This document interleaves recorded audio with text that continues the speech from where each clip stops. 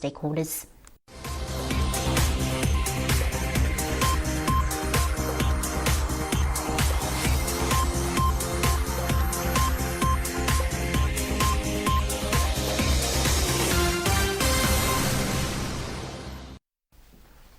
Thank you for joining us. Now the news in detail.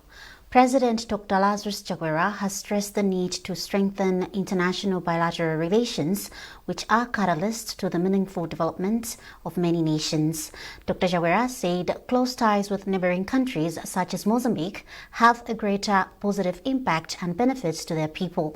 Dr. Chakwera made these remarks when he officially received an honorary doctorate degree in international cooperation for development by Joaquim Chissano University. In the remarks, Vice-Chancellor of the Joaquim Chissano University, Professor Jose Makode, and former President of the Republic of Mozambique, Joaquim Alberto Chissano, said Dr. Chakwera deserved the award because he has contributed positively to the socio-economic development of many African countries, including Malawi. The ceremony took place at Joaquim Chissano International Conference Center in Maputo, Mozambique.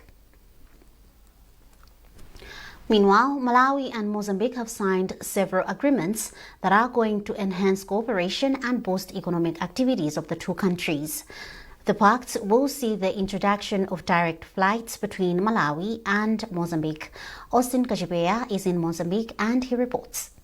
At Maputo International Airport, President Dr. Lazarus Chakwera was welcomed by the Mozambican Deputy Minister of Foreign Affairs, Hermenegildo Caetano, Mozambican High Commissioner to Malawi, Alexander Manjate, and officials from both countries. Then the president was taken to the office of the President of the Republic of Mozambique, and where he was warmly welcomed by his counterpart, Filipe Nyusi. The two leaders, together with members of delegations, had formal talks of the two countries. After a crucial discussion, the two heads of state, there was signing ceremony of legal documents. President Nyusi said the agreements will boost economic growth of the two countries and enhance cooperation. Dr. Chakwera said the agreement of energy is crucial as the Malawi-Mozambique interconnector project will give Malawi 51 megawatts of energy and that the issue of frequent blackouts will be a thing of the past in Malawi. The Malawi leader also mentioned other areas of agreement, which is transportation of fuel products through rail, which will reduce the landing costs. Had a productive exchange with my brother president on a range of issues that are of interest to our two countries, and he has summarized all of the issues that we discussed so well. I'm pleased that following our engagement, we have signed this agreement, and there will be more to be signed. This is about energy and petroleum, but we will sign shortly air transport agreements, because these are making us come closer as people in our region. And I'm happy that we will enhance our electricity supply capacity, and so we can clear the rubble of blackouts. I'm also happy soon we'll be reducing land costs of fuel, hence translating into lower fuel prices in Malawi.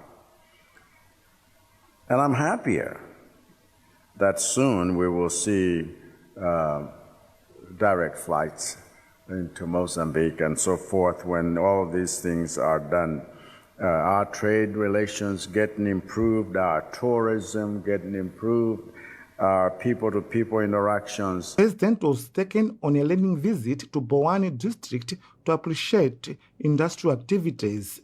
He also inspected Midao Cables International, which manufactures electricity cables and supply to several parts of countries. Kajipeya, MBC News, Maputo, Mozambique.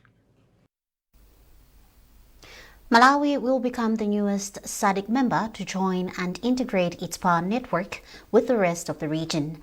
Malawi will attain the status following the completion of the Mozambique-Malawi Power Interconnection Project next year. The Electricity Supply Corporation of Malawi, ESCOM, anticipates the project to be completed in the first quarter of 2025. Kondwani Jinele has compiled the story, being read by Erlene Chimoyo.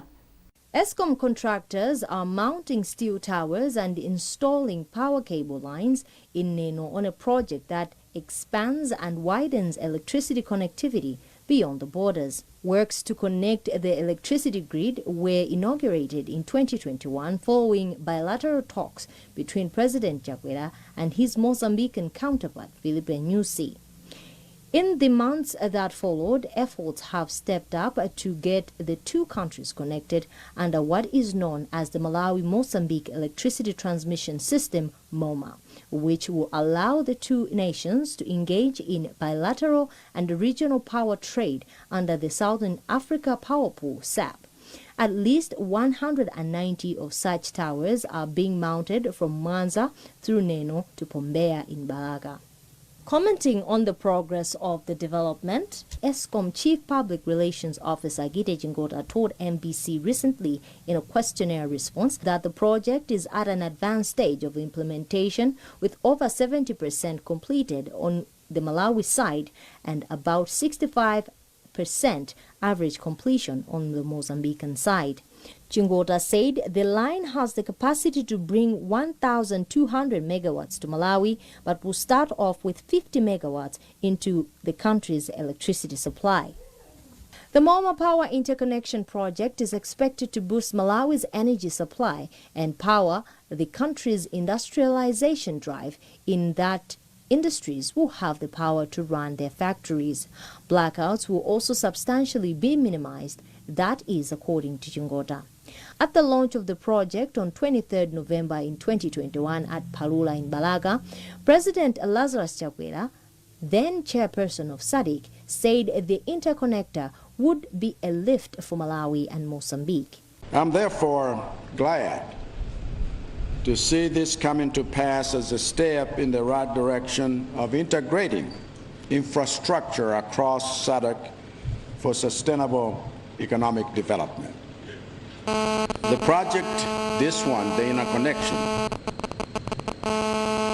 aims at establishing a transmission link between Malawi and Mozambique to meet increasing electricity demand in Malawi, enabling initial supply of 50 megawatts of power from Mozambique to Malawi and creating avenues of trade in the SAP with the prospect of more exchanges of trade and power in the future. His Mozambican counterpart, President Filipe Nyusi, said that the construction of the Malawi-Mozambique interconnector was long overdue, given the power shortages in the region where demand far outweighs supply. SADC has been facing challenges in meeting its energy requirements due to a combination of factors, including growth in demand. This development will ultimately allow countries in the SADC region to share surplus energy. On the Malawian side, the MOMA project is funded by the Malawi government, World Bank, German Development Bank, KfW, and the European Investment Bank. The National Construction Industry Council, NCIC, has stopped a Chinese company, King Steel Malata, from constructing a warehouse along the bypass road in Lilongwe for non-compliance to construction standards. NCIC has since urged players in the construction industry to always comply with necessary procedures as regulated by the body. Maesoke Katsola has the details. The laws of Malawi demand that all construction projects be in line with set standards, including that there should be a contractor and a consultant on any project, and that such projects should use sustainable construction materials. This is in order to ensure that infrastructure is of good quality, safe for users and sustainable, which NCIC says is not the case with King Steel's Malata's project. The council says it also noted defiance to its stop order and compliance orders issued to King Steel's Malata's projects hence the action. Among other issues, the order by NCIC is against owner of the company, Yoamin Yang, who is using common bent bricks at his construction site. There are also cases of casual workers getting injured without being offered treatment. The workers also worry about absence of toilets at the site.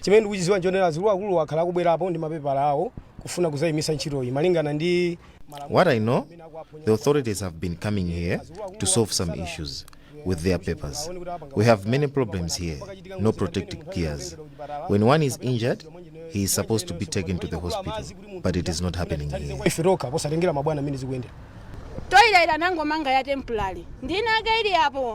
We do not have enough toilets here. It's just a temporary toilet, and it can fall anytime.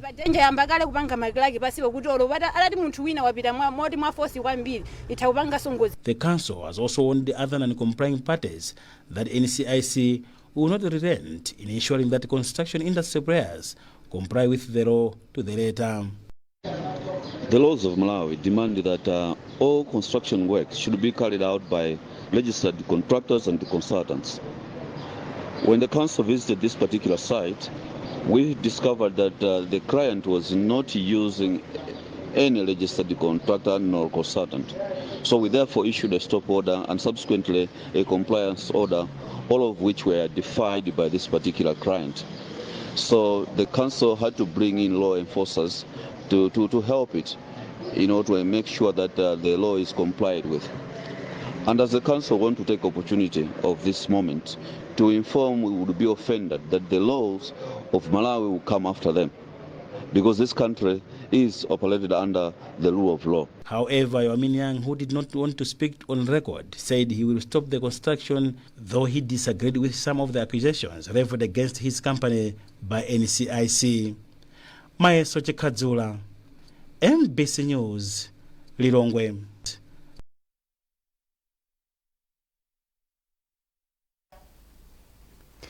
You're watching MBC News and you're with me, Evelis Chingambi.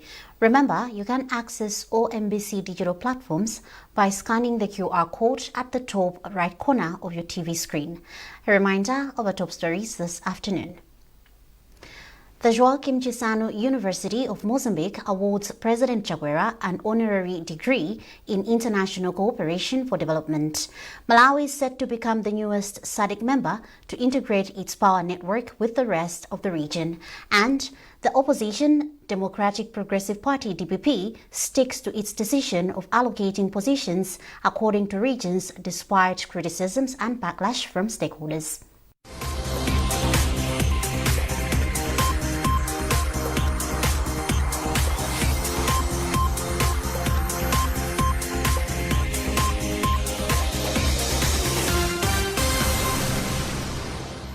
We asked the children, how many of you brushed this morning? And this little boy, his hand didn't go up. And I said, well, why didn't you brush this morning? He said, my brother was using the toothbrush. If I'd waited for him, I would have been late for school. I'm sorry, I get a bit emotional when it comes to that. To be able to change a child's life, to be able to bring back that confidence about their smile, for me, is phenomenal.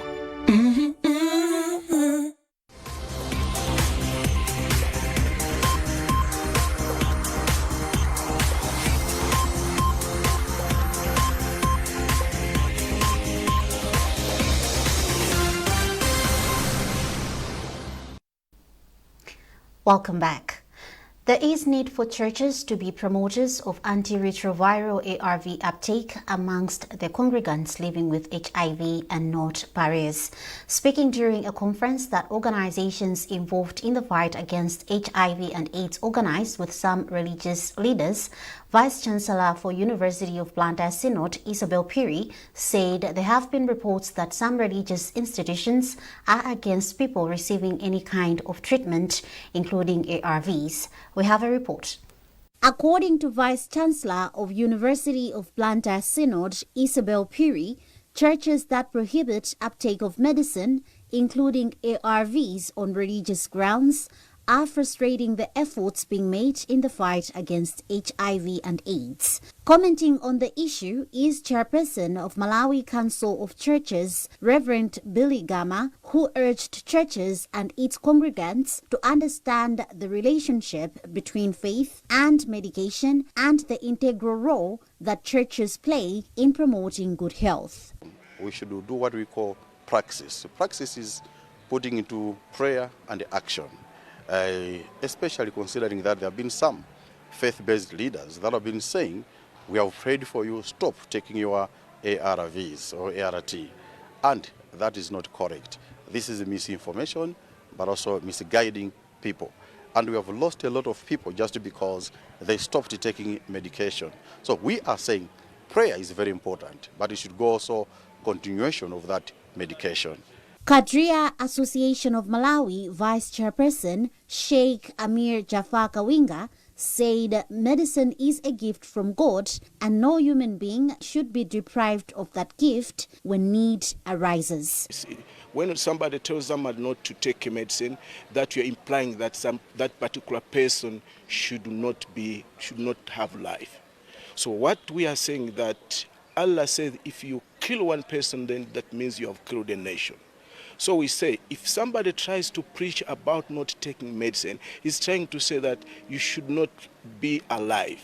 So we're saying as religious leaders, we have got that responsibility to make sure that this nation of Malawi, everybody is healthy, everybody is alive, so that we build Malawi. A report by UNAIDS indicates that in 2023, there were 11,000 AIDS-related deaths and 13,875 new infections in Malawi. Vice-Chancellor for University of Blantyre Synod, Isabel Piri, has since called for the need to conduct an extensive research to establish the number of people dying due to being taken off or being prohibited from taking ARVs on religious backing. We need to use our religious buildings and platforms to share information about HIV that is correct. That we've been informed that it is illegal to actually share misinformation on HIV. The conference attracted religious leaders from different faiths, academicians, health practitioners, civil society organizations, people living with and affected by HIV. Evelyn Chingambe, MBC News, Blantyre. Opposition Democratic Progressive Party DPP says it will not change its decision of allocating positions according to regions, despite criticisms and backlash from some of the aspiring candidates. Some aspiring candidates have expressed concern over resolutions by the party to allow some positions to be competed solely by candidates who are permanent residents of respective regions. We have a report. In a few days' time, Opposition Democratic Progressive Party DPP will hold its national elective convention in Blantyre after the party announced on Tuesday this week that it will effect resolutions passed in 2018 on voting criteria. Among others, the Central Executive Committee adopted an equal distribution of positions among regions in the National Governing Council that served office from 2018 to date, a development that has not pleased some of the aspirants. The party says some of the positions will be competed solely by candidates who are permanent residents of the respective regions. However, this has not gone down well with some aspirants who described it as ill-timed. For instance, Kenneth Bwanali, who aspires for the position of National Director for Logistics, said the communication is undemocratic and believes the party is trying to protect the interest of some individuals. However, DPP Secretary General Clement Mwale told MPC that the party's decision is final. He says aspirants who are against the decision are those not conversant with the party's ideology. For those who are having concerns that it's not good, I think it's just anyone's opinion. Expressing opinion, it's a free. You will respect their decision, but they should also respect the decision of the party. And the party has decided that, and it's not the first time. In 2018, it was the same. In 2008, it was the same.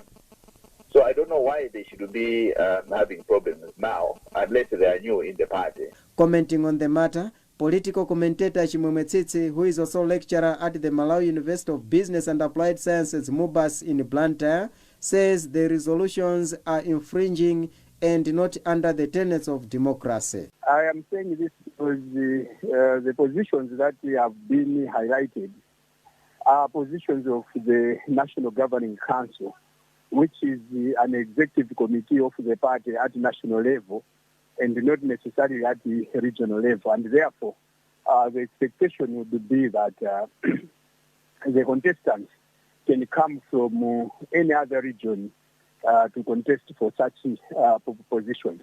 If anything, the party may just put in place certain mechanisms which would practically happen perhaps in the aftermath of the convention. The Democratic Progressive Party, DPP, is expected to hold its elective convention at Comesa Hall in Blantyre this weekend. Charles Pensulo, MBC News, Blantyre. President for the Independent Schools Association of Malawi, ISAMA, Reverend Wycliffe Chimwendo, has negotiated with government to have their teachers in private schools under ODL at a subsidized amount. Now, during the visit to Lilongwe Teachers Training College, which is one of the training centers, ISAMA president was encouraging the students to consider their work a passion and more of a calling. He meant that they should love their job primarily, secondary to reward. We've done this through various ways, and one of the ways is the upgrading of our teachers, especially those that were teaching without teaching qualifications. We have engaged the Ministry of Gender at ECD level, where the caregivers are being trained by the Ministry of Gender. As I'm speaking right now in Lero and Blantyre, we are training over 200 caregivers that are undergoing training to become professional caregivers. You may wish also to know that 4 years ago, specifically on the 30th of March 2020, we entered into an agreement with government to help training our teachers in EPT program. And through that, for 4 years now, we have trained over 350 teachers that are now qualified. As we're speaking right now, the number has increased enrollment in Lilongwe Teachers Training College, where the central divisions and the north are being accommodated, and here at Blantyre Teachers College, where the southern divisions are also accommodated. We are expecting that at the end of this year, we're going to have 1,200 teachers enrolled into this program, so that they should have proper qualifications. It is important because it is the child that benefits. It is the quality of education that these teachers are going to give to the children. And we believe that through that, we educate the nation. You have to know that as independent schools, we are mandated to complement the government to train the citizens of this country. So we're just doing what is stipulated in the mandate. The Blantyre City Council and the City of Norfolk, Nebraska, USA, have revitalized their bilateral relations, committing to collaborate on key areas of development to benefit both countries. During a ceremony held in Blantyre on Wednesday, Dr. Zachitika, a representative of Norfolk City, who is also Chief Executive Officer of Norfolk Schools in Malawi, disclosed that over 70 Malawian students are currently studying in the USA, courtesy of the bilateral relationship between Malawi and the City of Norfolk. For sure, education, that's one thing that we're looking into, but we're also looking at areas like agriculture, we're looking at health, we're looking at a banking system, we're looking at tourism, and all sorts of areas that are here in Blantyre. They could very easily come and learn one or two things in the United States.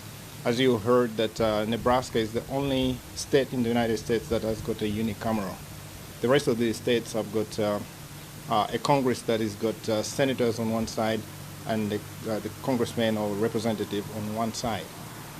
Nebraska has got a unicameral, so they're all in at one place, just like the parliamentarians here in Malawi. Benefit a lot because we heard that some of the students now they based in America, and it's the only school that is helping a lot of young ones to go to America. So to us, it's an achievement. You know, it's hard now to find a visa, even to send someone to the US, it's hard. So through this school, it helps a lot of young guys to go. Moving on to sports, Blades Interactive, a business communication agency, has appealed to the business community to use golf to promote their brands. Managing Director George Damson said this at Blantyre Sports Club at the end of a day-long tournament that the company sponsored. Amin Musa reports. The day-long tourney, according to Damson, was organized as a platform for the business to market their various products. Damson, whose company sponsored the competition, said time has come for the business world to use golf popularity to make business inroads while at the same time promoting the sport. First of all, it's part of our brand building efforts.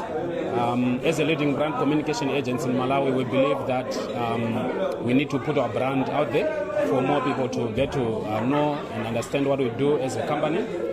Secondly, I'm also passionate about golf myself. I won the Sunbed competition some 2 weeks ago.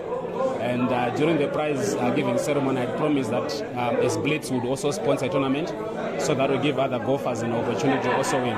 But I think the primary thing is that we want to continuously expose our brand out there, get to interact with more golfers and make new customers. The tournament, which attracted 45 golfers from Blantyre, was won by Kevin Kombes in the men's category, seconded by Mokera Malange, who took silver, and Rafik Meru, who won the bronze medal.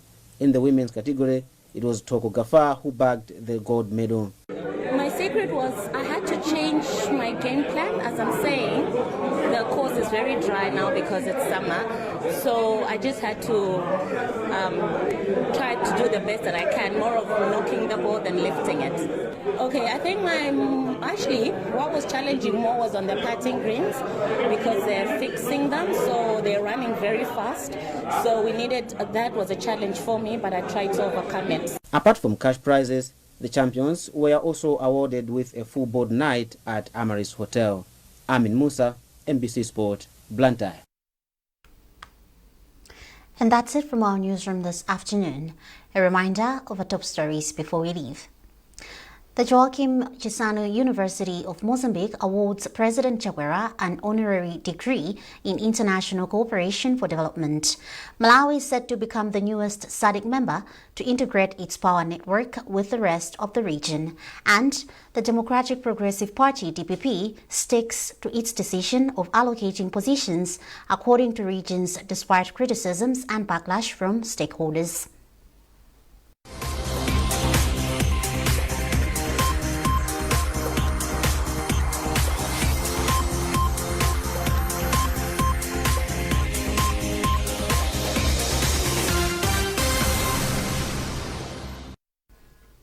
For more on these and other stories, follow our online platforms on Facebook, Instagram, X, and also our website, mbc.mw.